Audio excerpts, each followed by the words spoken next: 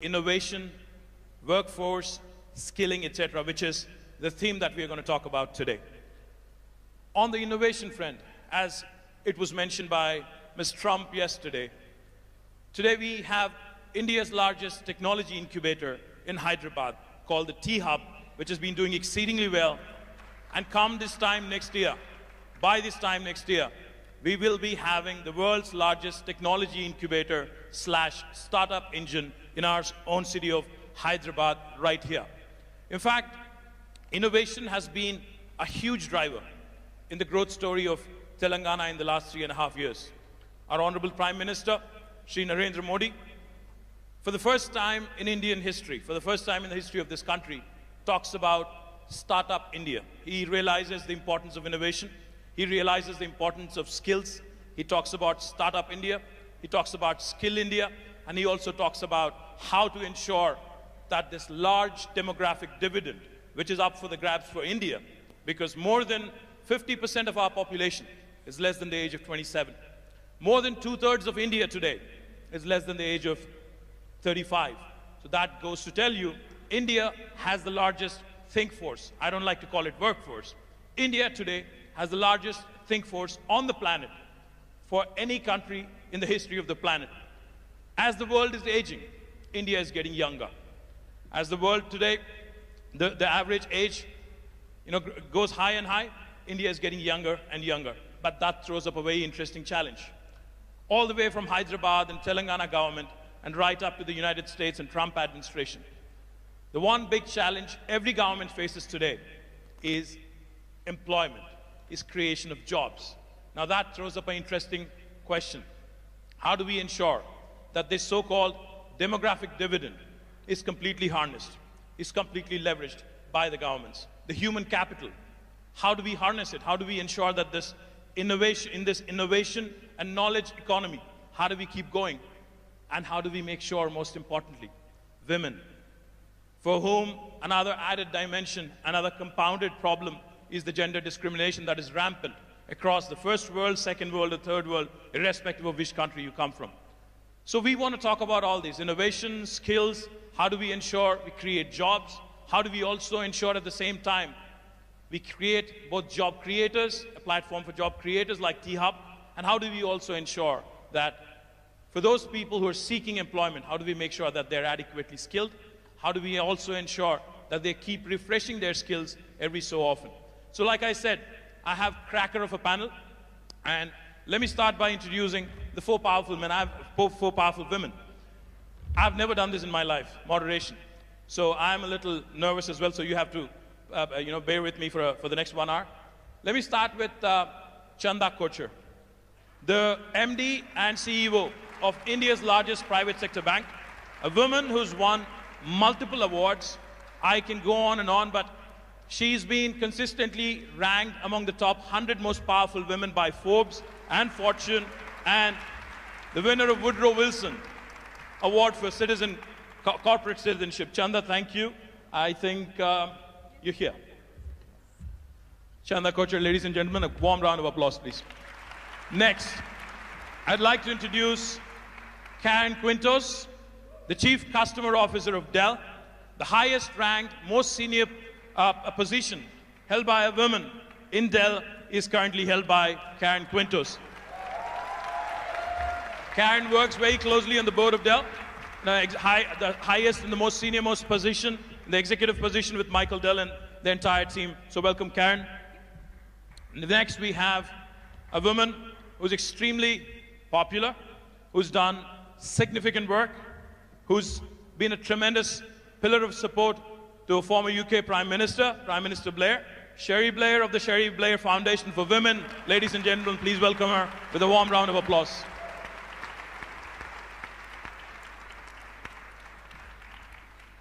As I've mentioned, I'm the Minister for IT, Government of Telangana.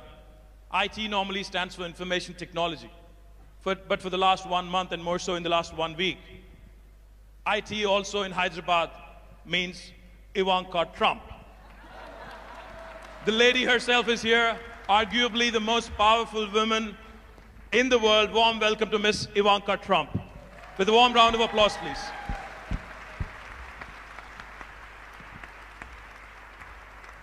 I didn't know what to call her because she dons multiple responsibilities, multiple roles, so I wanted to make sure we capture this moment. We have a banker, we have an advisor to POTUS, and many, many other things also. We have a lawyer, and then we have a chief marketing and chief customer officer. So welcome, ladies, and then we can get started. Thank you very much. What a group. Good morning. It is a bunch of really, really energetic people at 9 a.m. in the morning. Do you guys need more coffee?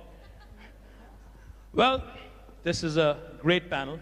Thank you, ladies, for joining me. Let me start off by posing one question, and let me start off with Chandler. Chandler, you've donned multiple roles. You've been rated as one of the most powerful women in business by Forbes, by Fortune. You lead India's largest private sector bank. You're among the top 10 most influential businesswomen in the world. Let me ask you, what does it take, really, to ensure that you break through the glass ceiling, you work through whatever it is that is required to make it right to the top in the corporate world? Well, I think it's a combination of many things. It's what you yourself as a woman desire and want to achieve. It's what, the encouragement and support that you get from your family. And it's the entire ecosystem in the organization where you build your career. So let me start with the ecosystem first, because I think, I was very fortunate to be part of an organization that has always been a merit-oriented organization. And that gave all of us the comfort and confidence to say that if, even as women, we put in hard work, we'll be recognized for the work that we put in. We'll be given the next promotion or the next responsibility based on your capability and will not be discriminated against just because you were a woman. Well, beyond that, I think, it's about the woman himself or herself in that sense. Because, I have seen that women are actually sometimes even more capable and more intelligent than the boys that we recruit. I agree. I completely agree. But at the same time, we tend to give up when it's the most difficult time in our life stage, which is when we are starting our families. And I think that is the time when women need to decide not to give up. Because if you do not give up at that time, then you're able to continue for long. And I can later talk about what ICICI as an organization has done about really making life comfortable for women at that life stage. But I think that is very important.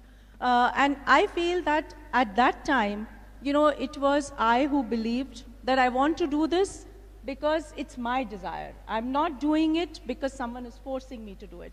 And I think that conviction takes you through the period. But beyond that, I must say that, your family, your larger family, has to be a part of your growth and progress. And it's not, as mundane as saying that they're supportive of what you're doing. I think that's actually putting their contribution in a very mundane manner. I think what gives the woman the inspiration is the joy and pride that your family feels in your every step. And that is the biggest driver and motivation for women. Fantastic, fantastic. Let me go to Karen quickly. Karen, Chandler represents the Indian corporate sector. She's an Indian woman who's made it right to the top, and she's worked her way through. How different is it in the United States? You've worked prior to Dell at multiple organizations, and you've been with Dell for the last 17 years. As I've mentioned, you're the top most ranked women in Dell right now. How difficult or how easy is it in the United States or the first world for a woman to reach right up to the top and to do what you've been doing? Well, first of all, I agree with everything that she said in terms of what it takes to be successful. The confidence that you have to have in you and your capabilities and what you can do and what you can enable, I think, has a huge impact. And I couldn't agree more on when you reach those difficult times and you feel like giving up is when you actually have to stay the course, because as a mother of three, two of which are daughters, it's unbelievable how much of a role model you can be as a successful woman in helping them and their friends and the larger kind of community and being successful. You know, candidly, I'm actually quite optimistic about what is happening now in this area. I think we all agree the numbers are not moving as fast as they need to be moving, but the amount of support that we are seeing in companies, CEOs, the White House, various other public and organizations in the support around getting more women into leadership roles and enabling that, I think today is remarkable. So it's still tough. I mean, it's still a environment out there that is really conducive to men, candidly. And I think through policy change, through culture change, through having great leaders step up and really want to change the game when it comes to this, I'm actually optimistic that over the next couple of years, we're going to continue to see some real momentum. Great, great. Then we go to Cherie. Cherie, for those of you who are unaware, mine is the famous surname. She was a lawyer back in 1976. She started her own law firm. And for the first time in the history of Britain, she was the first wife of a prime minister who had her own career. I think that was the first time that has ever happened in British history. So Cherie, how difficult was it to be in the limelight and also to have your own career? And I'm sure there must have been a fallout, there must have been a few issues that emanate from it. So let's talk about it, and how difficult is it, again, to be in the spotlight again and to fight it out through your own career? Well, I think that, first of all, one of the reasons I was the first spouse of a prime minister to actually have gone to university, and that includes Dennis Thatcher, who didn't go to university, by the way, is just a generational thing. My predecessors, if you like, were of a different generation where girls didn't get educated. In fact, Dorothy Macmillan, the wife of Macmillan, the prime minister, actually told her daughter that she shouldn't go to university and stopped her going to university because she said all she needed to do was to know how to run a household. So there's a generational thing and a change in what we expect from women. What was it like holding down a full-time job as well as being married to the prime minister? Well, I didn't think after 20 to 25 years in my own career, where I'd worked when I had 3 children under 5, when I was essentially supporting my husband as he went on his political career, why would I change my job just because he had changed his? Now, this did cause... Absolutely. This did cause some consternation in Downing Street, because they basically expected me to be there to be the hostess and the support and to be wheeled out on the occasions when it was required. And I did all that, by the way, but one of the things that enabled me to carry on with my career actually was IT. Because by the time I got to Downing Street, I was able to conduct my business from Downing Street. So I might be dealing with my legal papers, I might be answering clients' queries from my desk. My client would not know where I was, nor would they know that possibly half an hour before that I'd been down greeting the First Lady of Tanzania to have tea with her. Now, I couldn't do that without IT, and that made a huge difference to me, and it's why when I left Downing Street and I was thinking, if IT makes such a difference to a fortunate woman like me, surely there must be opportunities for using IT to bring advantages to women entrepreneurs across the world. And that's one of the missions of my foundation, which is to help women with what we see as the 3 C's that they need for growing their own business. And the 3 are, we've mentioned one already, confidence. Because too many women are told what they can't do, not what they can do. The second C is capability, capacity, it's training, it's women, again, don't get the same access to education across the world as men do. Business is partly instinctive, but partly it's about knowing how to run things right, how to read a spreadsheet, how to build a business plan, how to make the right sort of pitch to get the sort of money that Chandler will then loan you the whatever capital that you need. And the third one is access to capital. And capital is a big issue for women entrepreneurs, and I know there must be many of them in this room that know only too well that when it comes to getting the money to grow and expand your businesses, it's very hard to move the needle, to get beyond the skeptical, often male officers in the banks who don't actually really believe that a woman can succeed in business. And so we work with our women to build those things, and we do that by using technology. And finally, I'd say this, you know, if we're going to do anything in this world, we've got to do something about men. All right. Yeah, that includes you. Men need to men need to understand that women are their equals. Men need to understand that women do face obstacles that they don't understand, and men need to understand that they need to do their share as well. I was recently at the American Embassy in Delhi, where we've done a program with the American Embassy called We Can, and I know two of our women entrepreneurs who won that competition are in the room here. But we had a group of 25 Indian women entrepreneurs who came to present their business ideas. At the same time, the American Embassy had invited along some IT entrepreneurs that they had been working with, mainly men. And the women were talking about their obstacles, and yet one of the young men stood up in the audience and says, I don't understand what this woman is talking about. He says, sometimes when I go to an interview or to seek a business, people ask me about whether I'm married, and you know, I don't find that offensive, so why are these women complaining that they can't get any help and assistance, because when they come there, all everyone is asking them about is whether they're married.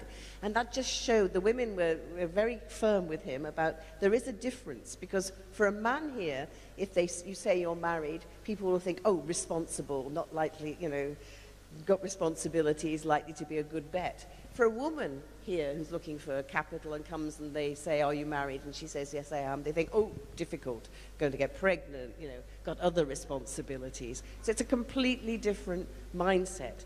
And unless young men, like the young men in those rooms, understand that, understand the difficulties that their wives and their sisters, and yes, their mothers are experiencing, then we're never going to change this dynamic. Thank you, Cherie. In fact, you talked about... Cherie talked about 3 C's: capacity, confidence, capital. I think the 4th C today, Cherie Blair. Ivanka, you are advising the leader of the free world. You have a unique opportunity to bring about a huge, drastic transformation across the world, especially from the women's perspective that Cherie so eloquently spoke about. In India, in Telangana, we do a bunch of things with the private sector as well. We work with Cisco in a program called Women Rock IT. We also work with Microsoft, another US company, in what is called as Girls in Technology. We also work with Facebook in what is called as Boost Your Business. We work with ICICI and a bunch of private sector players. My question to you is, how can a government, be it the United States or India or any other province in India or across the world, how can a government ensure that we do more in terms of policies for bringing in more women into workforce, ensuring that they're skilled, and also how can we work with the private sector in ensuring that we give a larger share to women, which is what we've been talking about. Well, thank you, and thank you for having me here today on this remarkable panel. So much of what was said was deeply inspiring, and I agree with wholeheartedly. So one thing I'd just like to throw out there is these aren't women's issues.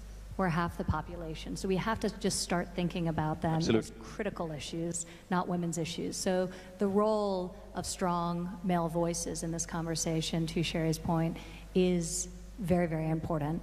Also, going back to something else you said, Cherie, I think one of the reasons we're seeing an explosion of women's entrepreneurship is because traditional workplaces often haven't worked for us. We are disproportionately providing unpaid care while also needing to support our families financially. In the vast majority of American homes now, all parents work. So women are working, supporting their families, and providing unpaid care. And often, and you know, after years and years, generations, these cultural, social, work institutions were not set up with the assumption that there would be two parents in the workforce. So we just have to fundamentally change things. It's starting to happen in the corporate world, albeit typically at larger companies, not smaller companies. It's a lot harder in terms of flexibility. Traditionally for people in tech and in finance, making more money, not for women working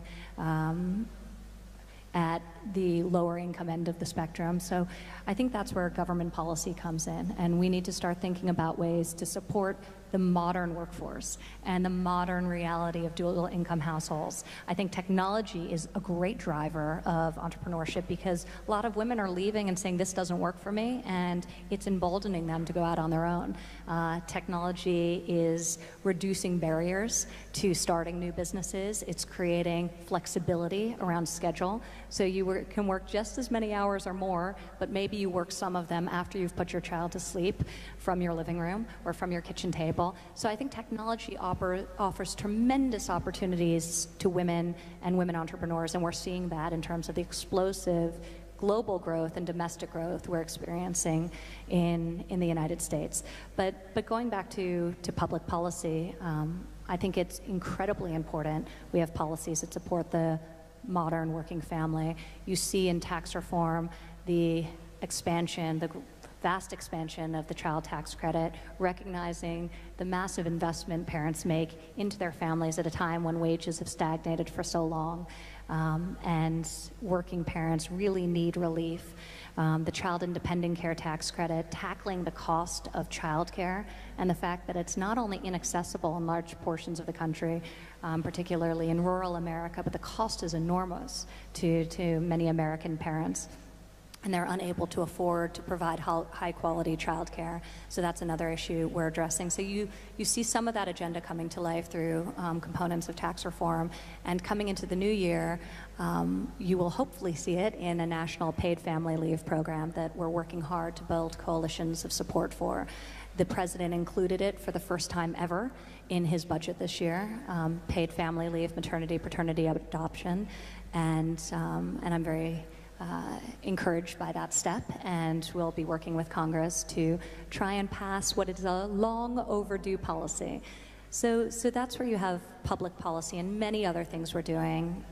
This is a panel focused on skills training and workforce development, and we're really seeking to fuel that and make sure that we have the best trained next generation, K through 12, rethinking what we're teaching and the alignment of what's being taught in the classroom with the jobs available in the economies into which the students are graduating, but also worker retraining and skills training for older workers whose jobs have been displaced or are looking for new opportunities in their own lives as well. So this is an area we've been very focused on, and I can talk about in more detail if the conversation takes us there.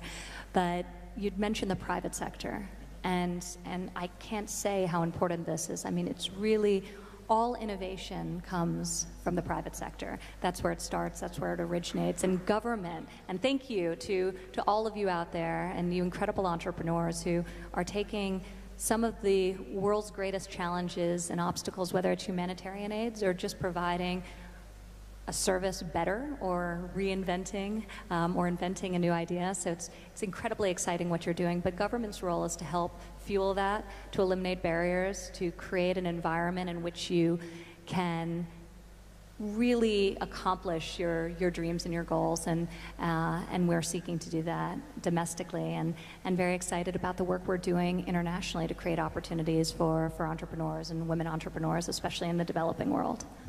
Fabulous. In fact, let me compliment the Trump administration on, as you said, as you put it, long overdue, policy reforms which are in the offing now, and I do hope Congress passes it, and I do hope the Trump administration actually has a huge victory, especially in this very, very important sector. Chandler, you have a very ambitious ICICI digital village outreach program. You've already targeted 11,000 villages across 17 states, and out of which you've already created 7,500 women entrepreneurs. So what goes into ensuring that these women entrepreneurs in these villages from the rural settings, how are they empowered?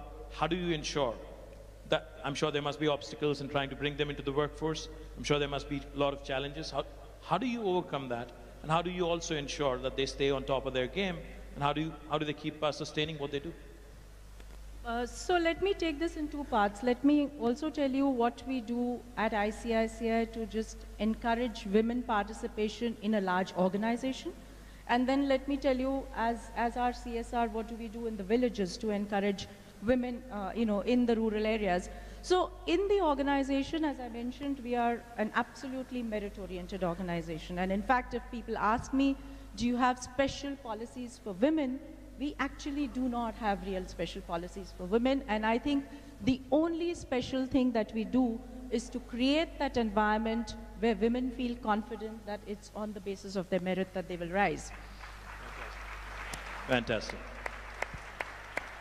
Having said that, we also realize that, at specific life stages, women need that special care so that they don't give up.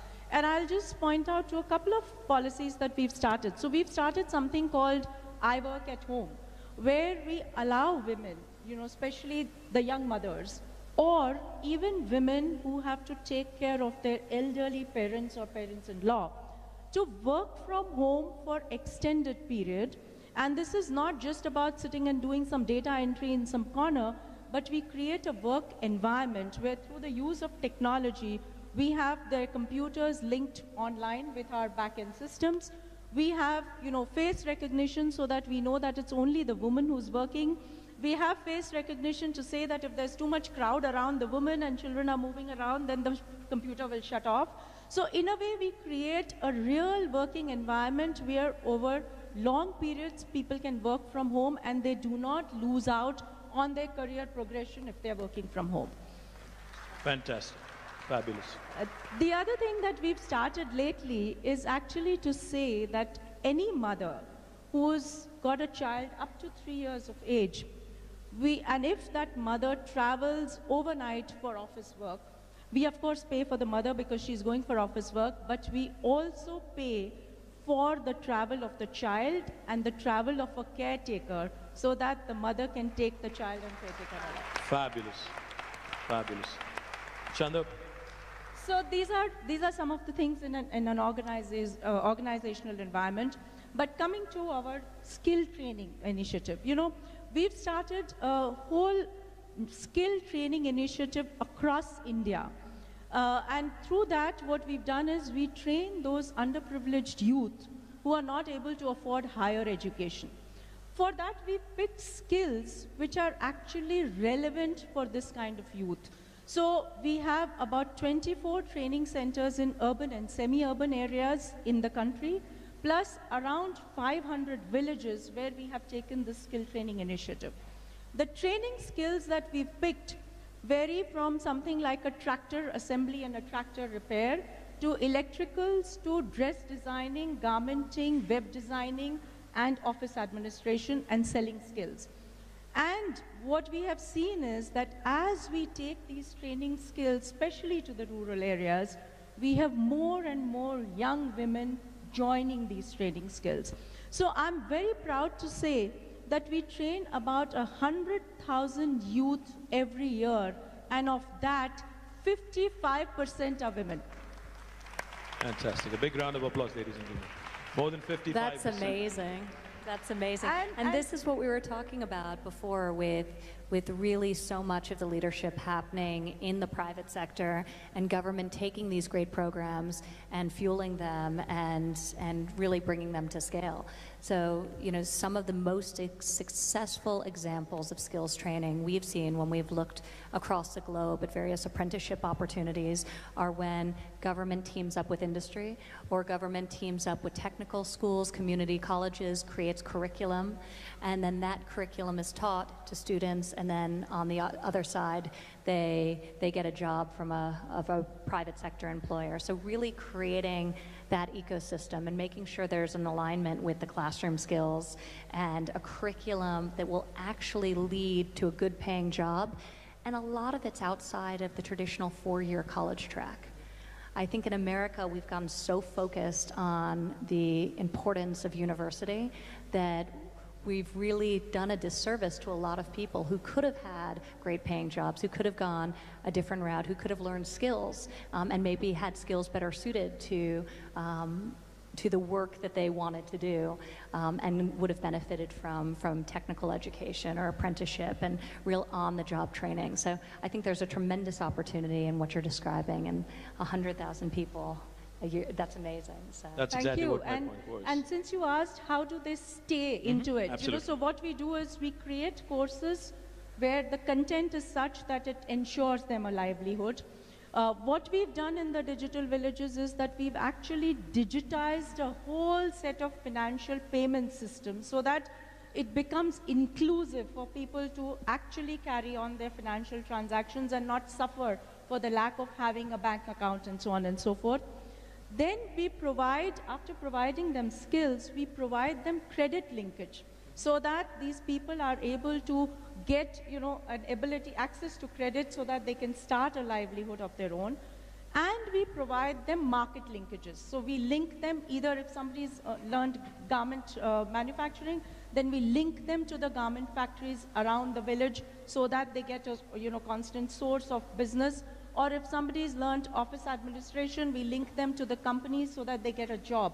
And therefore, this 55% women who are part of this initiative, almost 95% today are standing on their feet and earning some livelihood or the other of their own. Brilliant, brilliant.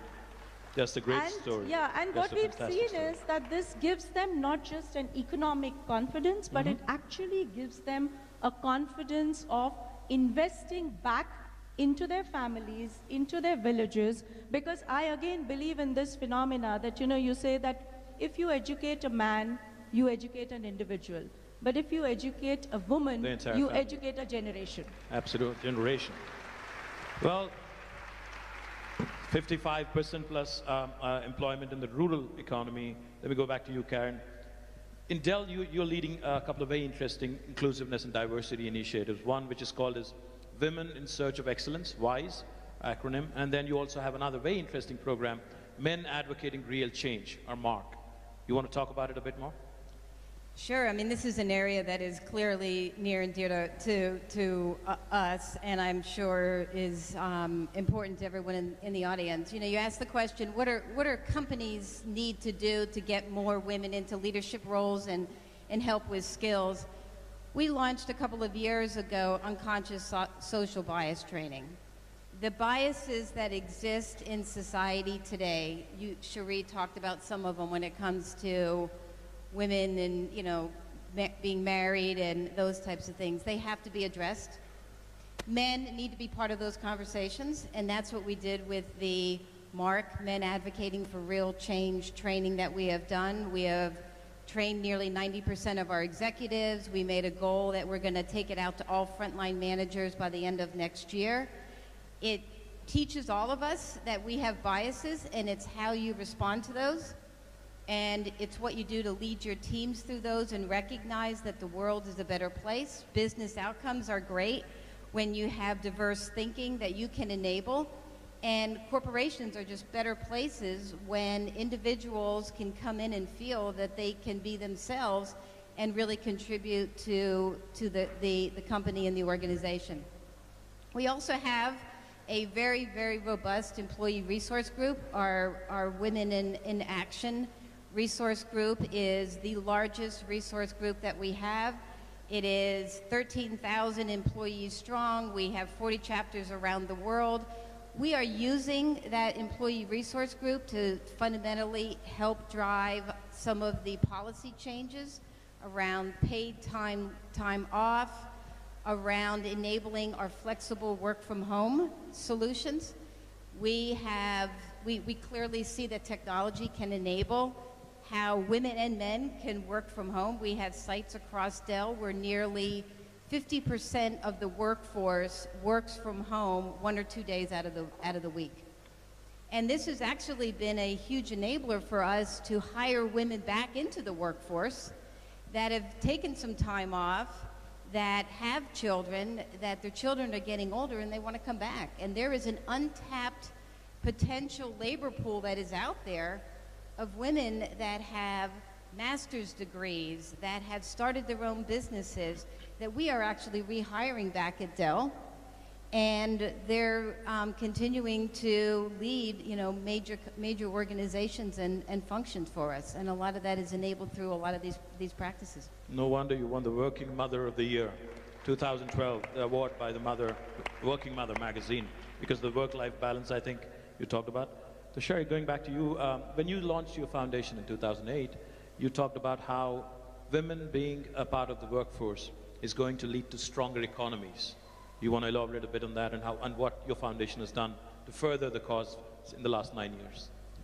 Well, I think the frustration I feel after, as you say, we founded the foundation in 2008, is that, you know, all the research we see all the time shows that by empowering women, by women getting engaged in the economy, that makes for stronger economies. McKinsey recently produced a report which said that the world GDP would increase by $28 trillion if women were given equal access to economic opportunities that men have. And yet this year, the World Economic Forum Global Gender Gap showed that when it comes to women's equal access to economic opportunities, we've actually gone backwards. So the dial hasn't gone forward, it's actually gone backwards. So what is going on? There are clearly, it's not enough to keep producing evidence that empowering women makes a difference. We've actually got to make sure that people do something to implement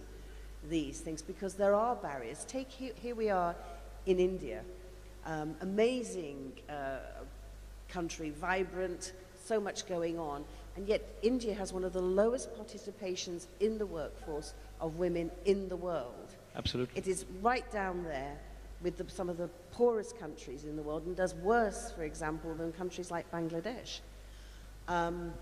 So only, I think it's 27% of women over the age of 15 participate in the workforce in India.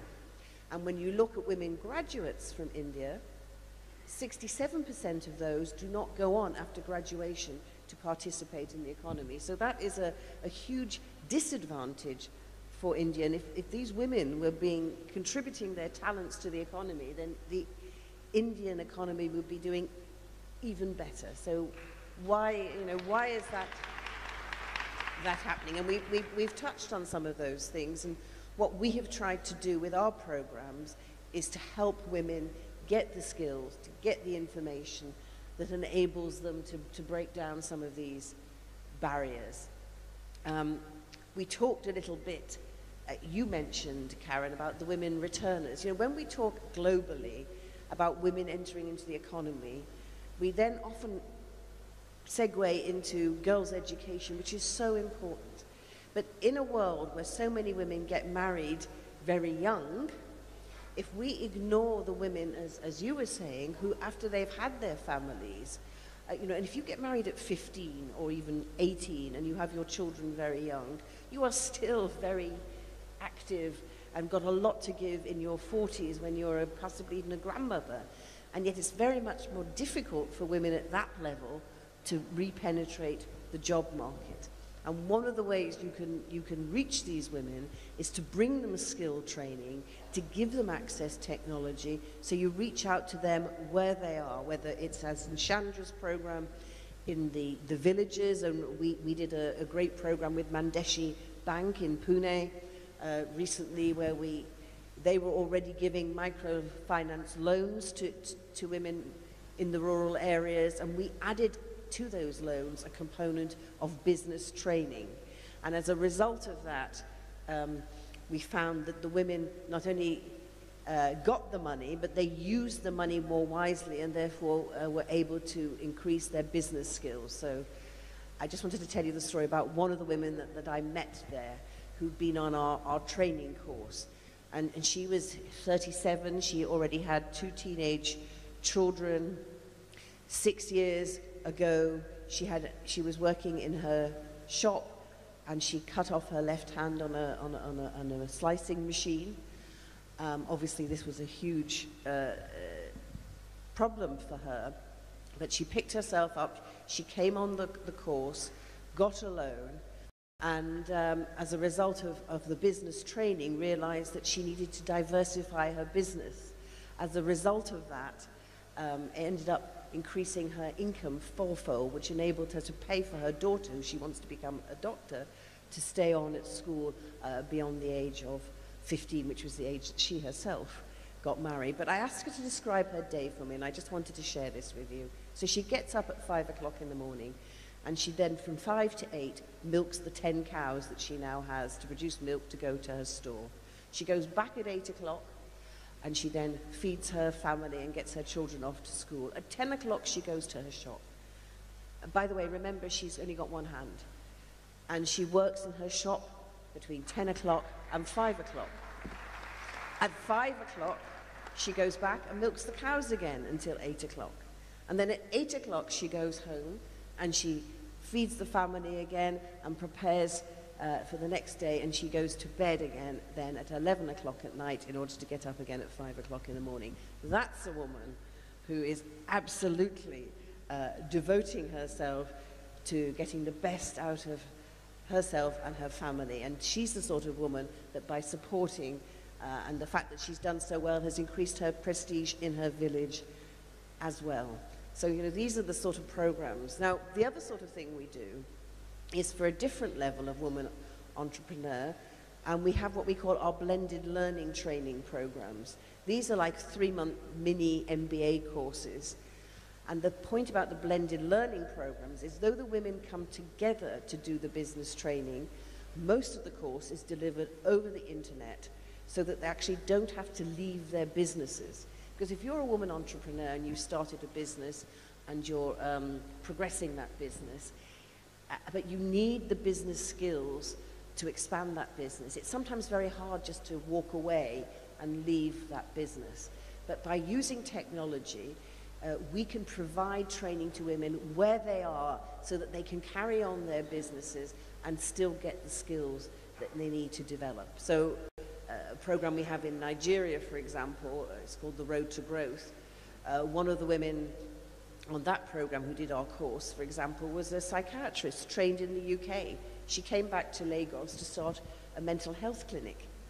And she said, you know, I'm obviously an intelligent woman, but no one had ever taught me about business skills. So I start this business, I know how to do the medicine. But, you know, then it's a question of, well, how do I manage my finances? How do I manage my staff? How do I present a business plan?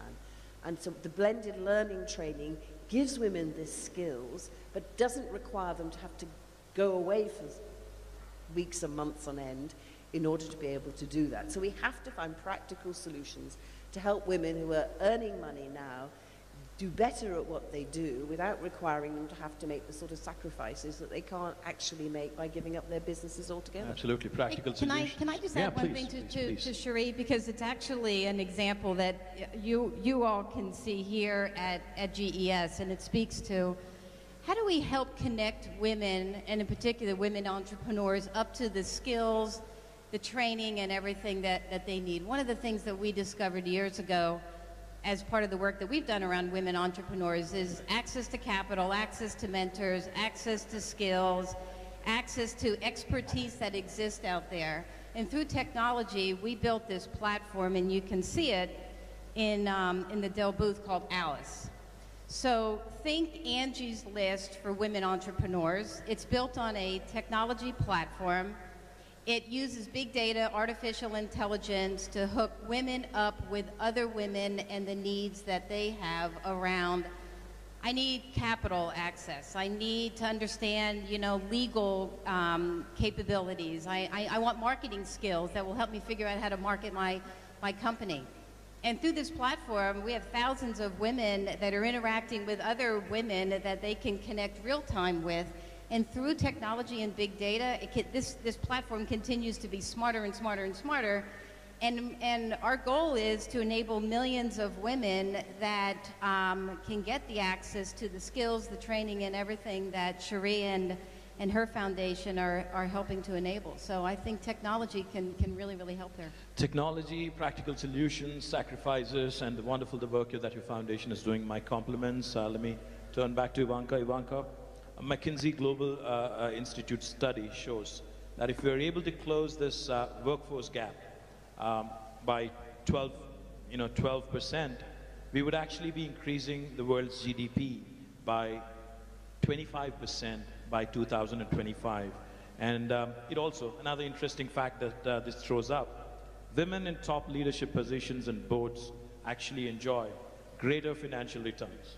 So was that a conscious choice to run your entire enterprise, Ivanka Trump, with all women leadership and completely run by women? Was that for the bottom line? Was that to make sure that you have more women in the right positions? Or how do you go about doing this?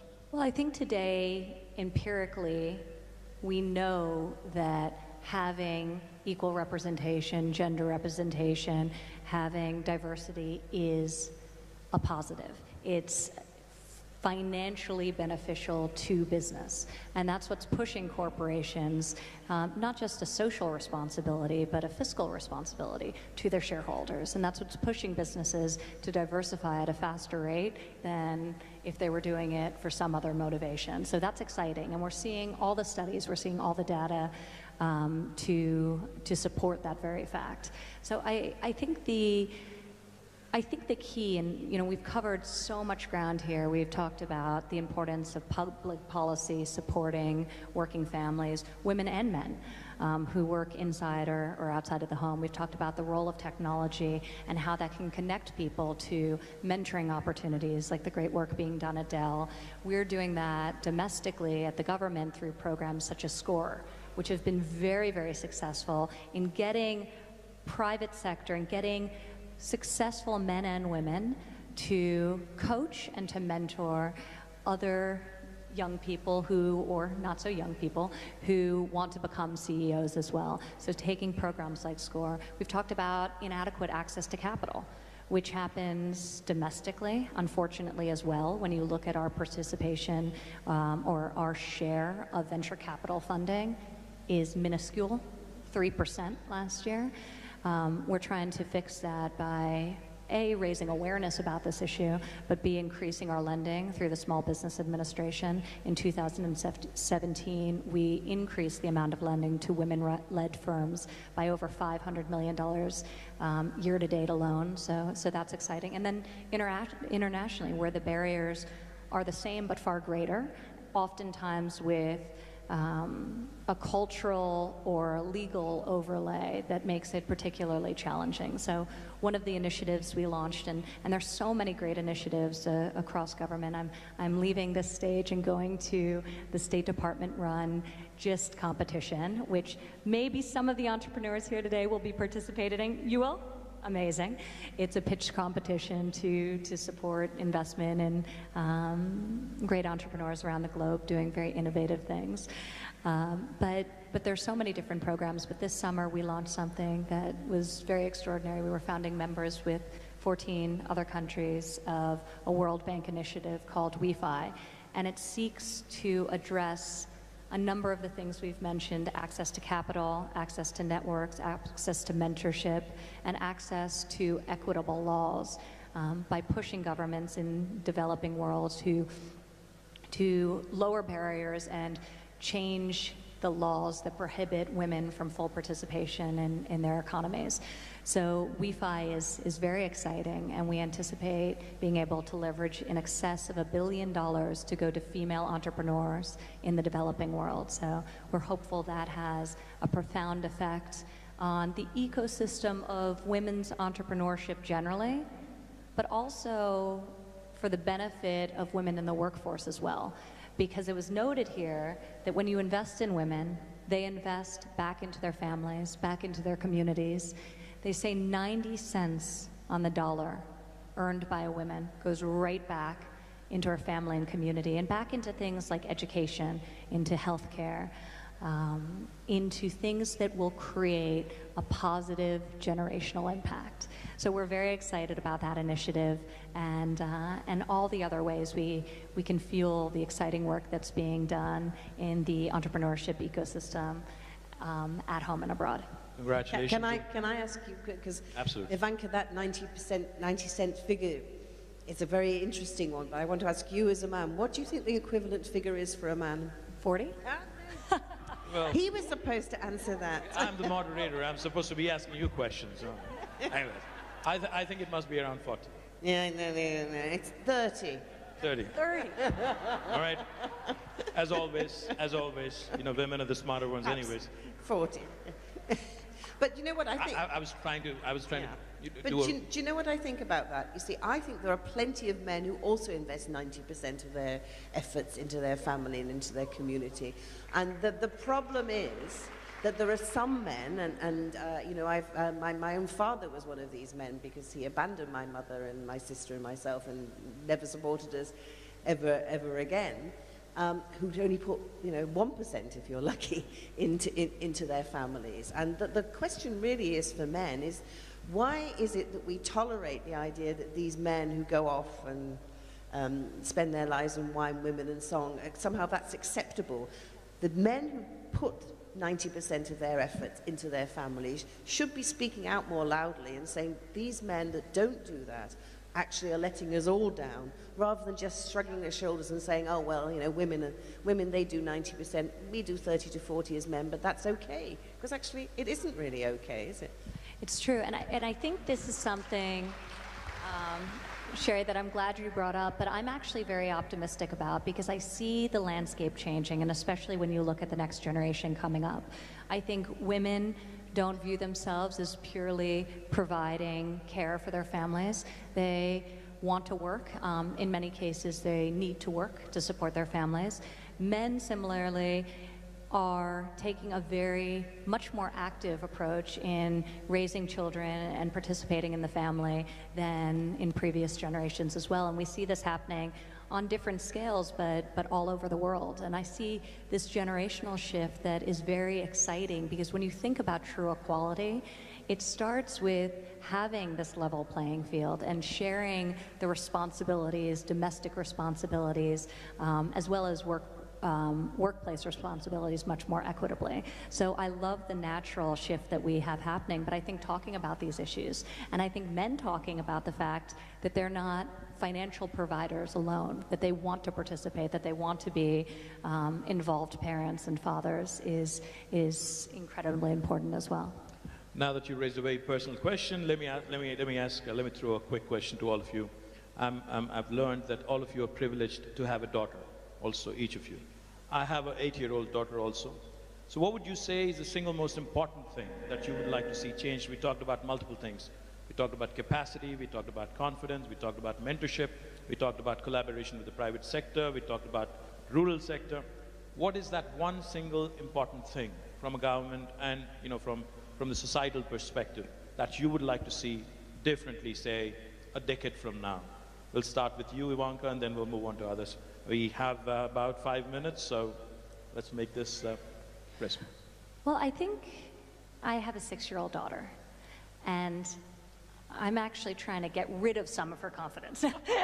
But I think the purity of a young girl and the lack of assumption around what her role is, what she should do, what she shouldn't do, what she should like, what she shouldn't like, the longer we can preserve that, the better. So I'm always inspired by my daughter, because she makes me realize how many ingrained biases even I have that I don't realize that I'm accidentally putting on one of my children, my sons or my daughters. So you know, I think look at our smallest children and see the world as much like they see it as humanly possible. And you know, hopefully Arabella grows up in a world where she's never told she can't do something because of her gender. Certainly, she'll never be told that by her mother. Fantastic. A big round of applause, please. Ingrained bias, which is even within all of us. Tell me about it. I'm a man, so I'm obviously going to have a little bit more of that. Chandler, a quick point on what you would like to see differently a decade from now, the single most important thing. Well, you know, as you said, we all have daughters. I have a daughter, and I think the proudest thing for me to say is that while today here I'm sitting as a panel member, my daughter's sitting here in her own right as a woman entrepreneur, Can we as a have her stand delegate up here, please? Miss Kocher's daughter. There she is. A big round of applause to the young lady. What's her name? What's her name, Chandler? Aarti. Aarti. Many congratulations, Aarti. But what I say is that for me, my biggest inspiration are my children. And, why is my daughter my biggest inspiration? Because I think at her age, I expected my mother to do so many more things for me than what she expects her mother to do, because she doesn't find the mother around. She's a strong young lady. So, yes, yeah. so much around. So I think it is about, this is an entrepreneurship summit, so I would say it is about 3 E's for women: education, encouragement, and empowerment. Education, encouragement, and empowerment. Yeah, Big round of applause. If we do that, I think sky's the limit for all women. Fantastic. Cherie, your thoughts on what the single most important thing is that you'd like to see differently a decade from now? Well, I've got a daughter and I've also got 3 sons. And if you were to ask me, what's the most important thing for my daughter, I think the most important thing is actually to marry well. And if you choose the right partner. Choose the right partner. And therefore, when I talk about what I want to see for my daughter, I actually think more about my sons, because as a mother of 3 sons and 1 daughter, I have to actually think, how am I bringing up my sons? And for a long time, my main concern was that one day my boys would come to me and say, Mum, here's my girl that I'm going to marry, and I want to let you know that she's going to stay at home and look after me. Fortunately, that hasn't happened. My youngest is only 17, so if he came and say he wanted to get married, I'd be a bit upset. But my 2 elder boys are both married to very successful career women themselves. But the one thing I said to both of them before they got married, the day before, I said, I know you're all very proud of your wife and her career and what she's doing, but the crunch time will come is whether you're prepared at some time in your career to take a step back in your career so that her career can flourish. Because if you constantly think that yes, you can have a career, but it's always secondary to mine, then it's never going to quite work, is it? Because the girl will always then have to take the Since you mentioned choosing the right partner, one of these days when I'm going to catch the Prime Minister, I'm going to talk to him about his perspective as well on choosing the right partner. Can you also mention to him when is the time when he's going to take a step back in his career so that I get on with mine? Absolutely, I shall ask him that. I do think, though, and I just want to layer something on top of that, because I do think you're right, that conversation needs to be happening about who's going to step back if somebody is going to step back. But I do think we have to do a better job of recognizing that all women are working women, whether they're working inside the home, raising their families, or whether they're working in a professional capacity. And I think we have to celebrate that decision either way, but we need to create an environment in which people can make the decisions that are right for their family. So destigmatizing men making the choice to do that, but also not disincentivizing or not frustrating women who choose that as the right path for themselves as well. Well, they're actually out of time, but... I want to say one thing. No, absolutely. In fact, all I was going to say what needs to change? I think we need to see more women and girls in STEM-related roles, whether they are entrepreneurs that are creating innovative technology, big data, all of that, or whether it's girls that are graduating with STEM-related degrees. The numbers are really scary, and that is where the jobs are going to be. The salaries are going to be higher, the job security is going to be greater, technology is permeating everything, and what I would love to see is a much more balanced set of graduates and women that are in STEM-related fields, because it's going to be a huge business imperative for many, many companies and governments around the world.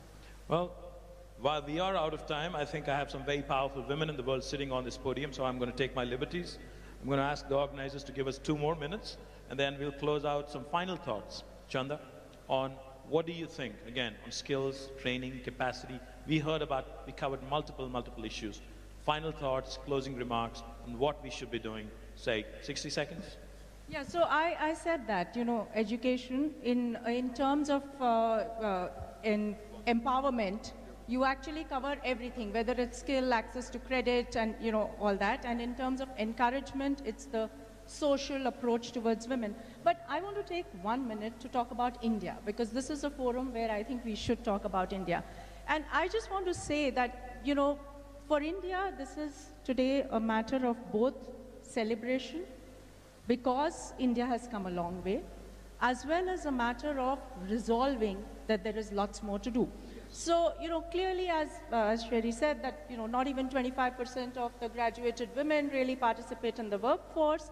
And therefore, the same McKinsey study says that for India, actually we can add in the next 8 to 10 years, $700 billion to our own GDP if we actually bridge this gender gap. But the way I look at it is that I think this is a glass half full, because that is what is the potential for India and India's GDP. But while we have a lot to do, I think I just want to tell this forum that I think India still does much better than many, many other countries in the world. And let me take, it's a wide spectrum. I mean, you do not have a country where you have 100 million families impacted by the self-help group movement, of which 85% of that self-help group people are women. Out of which 20 million are in Telangana. Yeah, yes, absolutely. So you move from there to the whole entrepreneurship thing. And I think India's economic structure is changing. It's no longer just a manufacturing or a services economy. It's now becoming an entrepreneurship economy, an economy of value chains, which gives women more and more enablement to create their own niche and to start their own careers. And what bigger testimony than to say that in India we are able to put up a platform where more than 50% participants are women today, sitting right here. Fantastic. Big round of applause to the ladies, the women entrepreneurs who showed up at the Global Entrepreneurship Summit. And then let me take this little further to say that it's India that has produced, sportswomen in fields that get us medals and, things like wrestling and gymnastics, which were so far, typified as being men's sports. Today, India has women fighter pilots in the Indian Air Force. Today, it's Indian Navy that has started an all-woman circumnavigation around the world, just as an expedition. Today, India has a defense minister who's a lady. Today, India has, senior ministers who are ladies, and there is no country in the world where 40% of the banking sector is headed by women. Lovely. That was a great note, great closing note from a banker. Ivanka? First of all, I appreciate the discussion and all the panelists for just a really great dialogue that happened here today. But I do want to follow up on something that Karen was talking about as it relates to STEM education particularly. Because when you think about the landscape in the developed world, where there has been better access to capital, certainly, than in the developing world, and more progressive policies to support working families, in some cases better than others. But there has been a stagnation in terms of closing that gender wage gap. And it's really sort of persisted and stayed, it closed, and then flatlined over a decade ago. And it stayed that way. And when you really break down the reason for that and what's causing that, it's women traditionally have in fields, and when you look at industry segmentation, you have a lack of participation of women in higher growth fields like STEM fields and computer science fields. And you also have an unfortunate circumstance where traditionally women dominated sectors of the economy are undervalued financially and are underpaid financially. So I think both need to be disrupted. We need to get more men into so-called women's fields, and we need to get more women into STEM fields where our participation rates are really abysmal. I'm incredibly fearful that when you look out and you think about where the future of work is going, that if women continue to represent only 13% of engineers in the United States, or continue to represent only 24% of computer science professionals, that the gender wage gap is actually going to grow as opposed to contract in the years to come. So I think this is something we need to address. It's something that this administration in the United States is very, very focused on. Each president has the opportunity to prioritize for the Department of Education what they want them to focus on. And the president issued a presidential memorandum just last month instructing the Department of Education to prioritize STEM education. And in the guidance required that gender and racial diversity be considered when granting the money towards all of the different programs, so that the programs are actually designed to encourage gender diversity and to encourage racial diversity and to prioritize computer science. So I think it's critical that we think about occupational challenges and making sure that there's more equitable balance in especially the high growth industries as we look forward and as we think generally about the future of work in our own countries and around the world. So more men and women's domains and more women and men's domains as well. Well, then they wouldn't be sort of women's industries. Inclusive growth, closing down the gender gap. Fantastic thoughts. Cherie, final thoughts before we... Just a couple of thoughts from me. One is that we've heard a lot about how empowering women, getting women engaged in the market, how women in development, really makes a difference. And yet the truth is, when we look at where the development dollars go across the world, across all these programs, it's a pitifully small amount of that money that actually goes to women. It's definitely less than 10%, and it's probably less than 5%. I can't remember the exact figure. So how often do we have to say that it really makes a difference if you invest in women for when we actually put our money where our mouth is and make that happen? That's why actually the We Find Five scheme is such a great scheme and where we need to do more. And my final thought is this.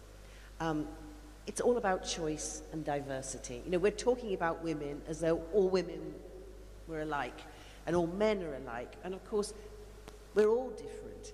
But it's about embracing diversity and most of all, respecting each other's choices, which is why when Ivanka talked about those women who choose to devote themselves to their family and work at home, that's their right and their choice. And actually, as women, we should be kinder to each other about each other's choices and actually help each other so we can make a choice and change our choices throughout our lives. So let's hear it for choice and diversity. More power to you. Karen, final thoughts? Any final thoughts? Yeah, my final thought is it's going to take all of us to change the dialogue, men and women, and I would just really encourage everybody here in the audience. It's amazing how many people are here. Get involved. Get involved in changing the discussion, changing the trajectory, helping to invest in women entrepreneurs. Women cannot do this alone. We need men in the conversation, helping. And the world is a better place when we all come together with a common vision and collaboration and working together. And I think together we can do some amazing things. Fantastic. Like I said right at the beginning, right at the onset, we have a cracker of a panel. Chanda Kocher, Karen Quinto, Cherie Blair, Ivanka Trump. These ladies did not need me here. They only needed me as much as a fish needs a bicycle. But I think they put up with me. Thank you, ladies, for your wonderful, wonderful thoughts. Thank you so much for this lovely opportunity. Thank you very much. Thank you,